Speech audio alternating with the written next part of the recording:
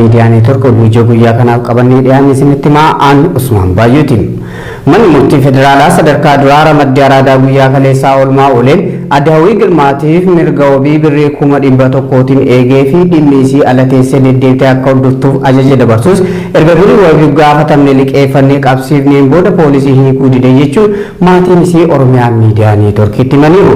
Addaawwii Girmaa Ebla 11 bara 2021 halkan poolisii Finfinneetiin mana jireenyaa isiitii kan butamte yoo ta'u mana hidhaa magaalaa Finfinnee soostanya jedhamuun beekamu keessatti ji'a tokko oliif hidhamtee jiraachuu isii gabaasuun keenya ni yaadatama. Godina Arsii aanaa Doddotaa magaalaa dheeratti guyyaa ayyaana Iid al-Fitriitti sababa hawaasni musliimaa Jawaar Mohammad dabalatee hidhamtoota siyaasaa mana hidhaa jiraniif du'aa kadhataniif qofa sheekota dabalatee namoonni 29 ta'an humnoota mootummaatiin qabamanii hidhamuun dhagahame. Akka maddeen jedhanitti kaadireen sirnichaa maaliif maqaa Jawaar Mohammad maqaa dha'uun du'aa gootanii sababa jedhuun kanneen hidhamanii alattis namoonni danuun doorsifamaa akka jiranis himameera. Kanneen hidhaman keessaa itti gaafatamaan majlisaa magaalaa dheeraa kan ta'an namni Sheekh Siraaj jedhamanis akka keessatti argaman maddeen gabaasaniiru. Godina addaa Wallootti namoonni nagaa humnoota tikaa mootummaatiin butamuun achi buuteen isaanii dhabamsiifamuun baratamaa dhufuu isaa jiraattonni himanni. Akka jiraattonni jedhanitti barataa kolleejjii barsiisota Kamisee kan ta'e nama maqaan isaa Bal'inaa Hiikaa jedhamu dabalatee namoonni 3 tibbanuma liyyuu haayilii naannoo Amaaraatiin butamutu ibsame. Torbaan tokkoon duras dargaggoonni 2 humnootuma kanaan butamuun erga dhabamsiifamaniin booda gaafa caamsaa 10 bara 2021 ajjeefamu reeffi isaanii daandii gubbatti gatamee akka argame gabaasuun keenya ni yaadatama.